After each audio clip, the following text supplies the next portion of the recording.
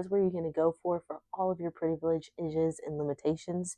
You can remember this from the acronym P script.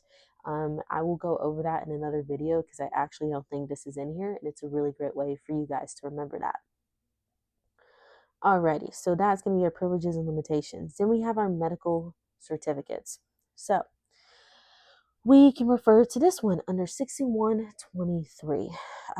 6123 is going to go into all the details about what a first, second, and third class medical is, and how you have a first class, but then after 12 calendar months, you then have second and third class medical privileges. Actually, it'll just be straight to a third class medical privilege. All right, but you still hold a first class. It's just your privileges that are going to be changing. Okay. All right, so those are our medical certificates or class privileges and why you might temporarily be disqualified. This could be because of vision, medical issues, whatever the case may be.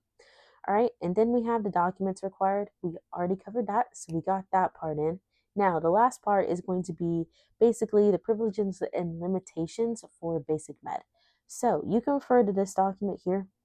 This is going to be basically the old issued one that covers everything you need to know about basic med, but I would also refer you guys to this. We can go to have it under here, basic med. It is the brand new updated version.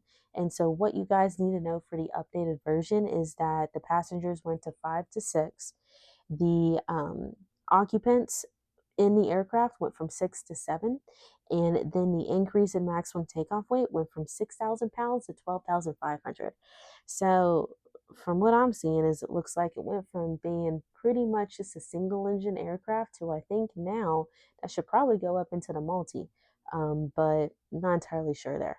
But it sounds like you have a little bit more leeway once you get a basic med. So that's nice.